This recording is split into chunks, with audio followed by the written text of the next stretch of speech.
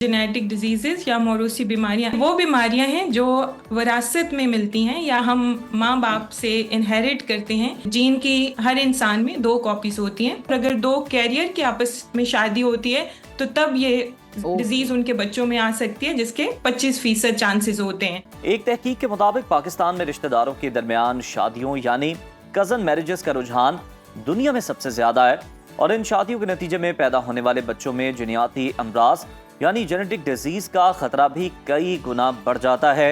Human rights watch के मुताबिक पाकिस्तान में इस वक्त जनियाती बीमारी के शिकार मरीजों की तादाद 1.5 करोड़ से ज्यादा है और ये एक ऐसा संगीन मसला है जो हर माशरे में, स्पेशली हमारे माशरे में तो बहुत ज़्यादा है। एक रीसेंट रिसर्च आपके साथ शेयर करते हैं जिसमें तकरीबन 65% शादी जो है रिश्तेदारों में होती है और ये शराबाज कम्युनिटी में 85% तक जा पहुंची है। अफसोसनाक बात यह है कि कज़न मैरिजेस की वजह से थैलेसीमिया और माइक्रोसेफली जैसी जो बीमारियां हैं जन्म लेती हैं और साथ ही साथ जेनेटिक डिजीज़ भी ट्रांसफ़र होती है जो बच्चों में लॉन्ग टर्म इम्पैक्ट क्रिएट करती है उनके जहन पे भी और सेहत पर भी। और इसी हवाले से गुफ्तगू करने के लिए हमारे साथ मौजूद हैं आगा खान यूनिवर्सिटी कराची की assistant professor doctor Amreen Fatima.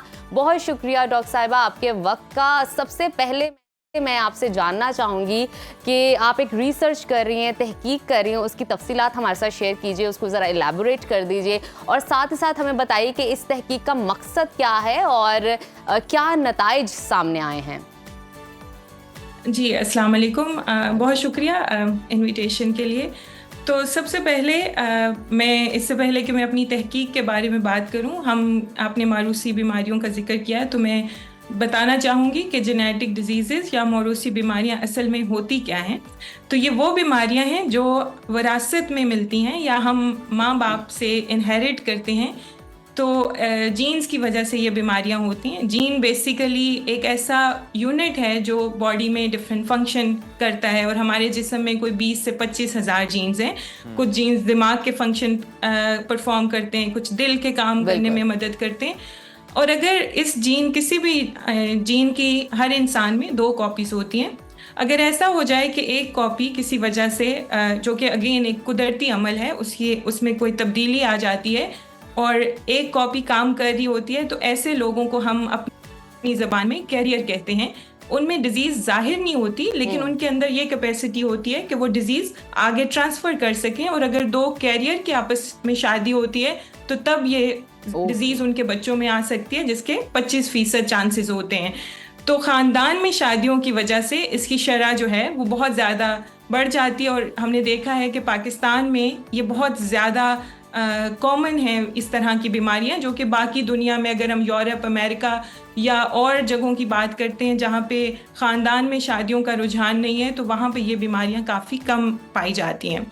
अभी मैं थोड़ा सा ये कोई 6 से 10 हज़ार किस्म की बीमारियां हैं जिनको हम रेयर डिजीज़ के कैटेगरी में लेकर आते हैं और हमारा काम जो है, मेरा स्पेशली काम जो है उन बीमारियों पे है जो दिमाग को पे असरअंदाज होती हैं, जिसमें मिर्गी है, इंटेलेक्चुअल डिसेबिलिटी है, ऑटिज़म है। तो मैं इस तरह की बीमारियों पे रिसर्च करती हूँ और उसमें हम तहकीक करते हैं कि पहला मरहला जो है वो तशख़ीस का है कि ये कौन से जीन हैं जो ये बीमारी कॉज कर रहे हैं और फिर हम उनके जीन के फंक्शन को देखने की कोशिश करते हैं कि वो जीन असल में जिस्म में कर क्या रहे हैं और अगर हमें फंक्शन पता चलेगा तो फिर हम आगे उसके इलाज की तरफ जा सकते हैं। सही। डॉक्टर अमरीन, ये भी बताइएगा कि आपने बताया कि 6 से 10 हज़ार तक बीमारियाँ हैं।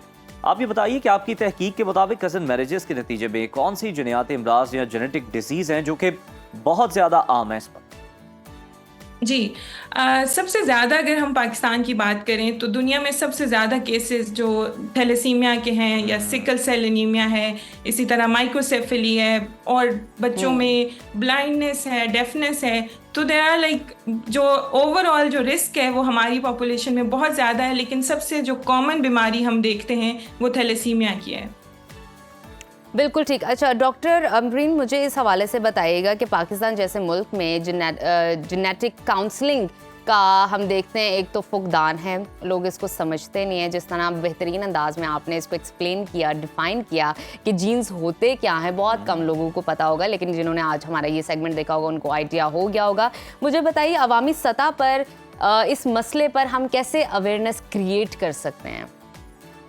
जी, ये बहुत इम्पोर्टेंट सवाल है। जैसे हमारे यहाँ दिल के डॉक्टर हैं या दिमाग के डॉक्टर हैं या स्टमक के डॉक्टर हैं, इसी तरह जेनेटिक्स के भी डॉक्टर होते हैं जो कि हमें बताते हैं कि जिनको हम मेडिकल या क्लिनिकल जेनेटिसिस्ट कहते हैं या जेनेटिक काउंसलर कहते हैं। अच्छा। और जेनेटिक काउंसलिंग का मतलब ये है कि अगर किसी ख़ानदान में कोई कैरियर हैं जो कि उनको आइडेंटिफाई करना, उनकी स्क्रीनिंग करना और उसके बाद ये बताना कि इन कैरियर्स के बच्चों में कितने फीसद जो है वो रिस्क है कि ये बीमारी आगे ट्रांसफ़र कर सकते हैं, और उसके साथ साथ एक अवेयरनेस क्रिएट करना, क्योंकि बहुत सारी ऐसी बीमारियां हैं जैसे आपने माइक्रोसेफेली देखी जिसको हम अपनी दौरे शाह के चूहे कहते हैं, और उसके साथ हम बहुत सारी चीज़ें एसोसिएट करते हैं कि ये सर पे खौल चढ़ाने की वजह से या इस तरह की चीज़ों की वजह से होती है, हालांकि ये एक मौरूसी बीमारी है।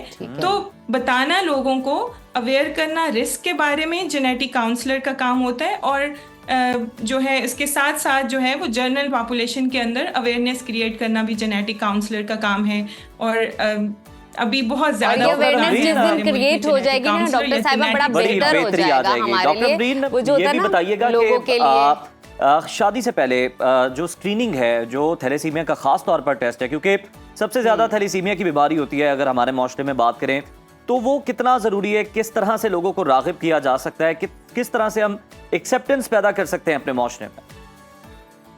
जी, अगर आप किसी भी ऐसे ख़ानदान से मिलेंगे जिसमें जिनमें के बच्चे में थैलेसीमिया या इस तरह की कोई और जेनेटिक डिजीज़ है, तो वो आपको बेहतर बता सकते हैं कि वो एक बहुत एक सफरिंग से गुजर रहे होते हैं और उनके लिए बड़ा मुश्किल होता है, क्योंकि इन ज़्यादातर बीमारियों का इलाज अभी मुमकिन नहीं है। तो स्क्रीनिंग जो है वो बहुत ज़्यादा इम्पोर्टेंट है, क्योंकि इसकी वजह से हम इन बीमारियों से बच सकते हैं।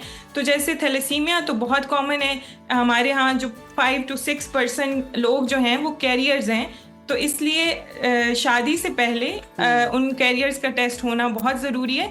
और अगर एक जो पार्टनर है वो कैरियर है और दूसरा उस जीन को कैरी नहीं कर रहा, तो फिर उनके बच्चों में ये डिजीज आगे ट्रांसफर नहीं होगी। डॉक्टर अमरीन, ये आप लड़ाई वाली बात कर रही हैं, फाइट वाली बात कर रही हैं, खानदान के दरमियान अगर इस तरह की बात हो जाए ना कि आप टेस्ट कराएं अपने बच्चे का, तो आपको पता है बहुत बहुत लड़ाइयाँ हो जाती हैं। जी, और कोई भी नहीं कराएगा, फाइट तो अलहदा, और उसका फायदा भी नहीं, कोई कराएगा भी नहीं। लेकिन बड़ी अच्छी बात हो जाएगी अगर लोग इस चीज़ को समझना शुरू कर दें, इसकी अवेयरनेस हासिल करना शुरू कर दें कि दिस इज़ वेरी इंपॉर्टेंट कि आपको कज़न मैरिजेस को सपोर्ट नहीं करना, प्रमोट नहीं करना, क्योंकि ये आपके खुद के बच्चों के लिए, खुद की नस्ल के लिए बहुत गैर ज़रूरी भी हो जाएगा और नुकसानदेह भी है। अच्छा, मज़ीद मुझे बताइएगा, स्कूल्स में भी अवेयरनेस की बहुत ज़रूरत है, यूनिवर्सिटीज़ में भी, क्योंकि आपको पता है कि आफ्टर यूनिवर्सिटीज़ बहुत सारे बच्चों की शादियां हो जाती हैं। कुछ लोग कज़न मैरिजेस को ही प्रमोट करते हैं क्योंकि वो देखते हैं कि उनकी फैमिली में इसको सपोर्ट किया जाता है। तो बच्चों को किस तरह भी, और किसी हद तक ये भी आंसर पाया जाता है कि सिक्योर भी फील करते हैं कि अपनों में ही कर रहे हैं ना जी, अपनों में कर रहे हैं। ये जो एक जुमला है ना, अपनों में शादी की जाए, तो इस तरह हम किस तरह बच्चों को थोड़ा सा आगे इसकी तरफ ले जा सकते हैं?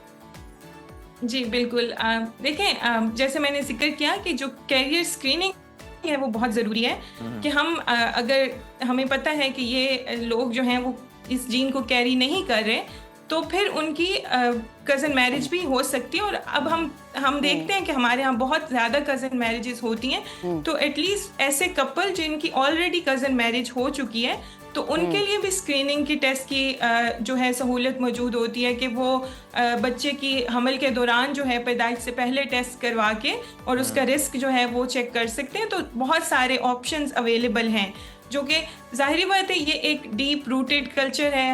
हमारी कल्चर प्रेफरेंस होती है कि हम ख़ानदान में शादी करें, अपनी बरादरी में शादी करें, लेकिन कहीं से तो हमने शुरू करना है। तो हम उसके लिए यूनिवर्सिटी में जो है वो डिफरेंट अवेयरनेस सेमिनार कराते हैं और बात करते हैं। इसी तरह से आई थिंक मीडिया का बहुत इंपॉर्टेंट रोल है, जैसे आपने ये सेगमेंट किया, इसी तरह के मज़ीद सेगमेंट्स अगर होंगे कि जो हमारी घरेलू ख़वातीन हैं, हमारे बच्चे हैं, हमारे स्टूडेंट्स हैं, वो देखें और वो अवेयरनेस उनमें क्रिएट की जाए कि वो फर्दर जो है हम इस चीज़ को रोक सकें। बिल्कुल ठीक है, बहुत शुक्रिया डॉक्टर अमरीन फातिमा आपके वक्त का, और अब बड़े बेहतरीन अंदाज में आपने बताया कि किस तरह से ये जो जेनेटिक डिजीज़ है इनसे आप बच सकते हैं।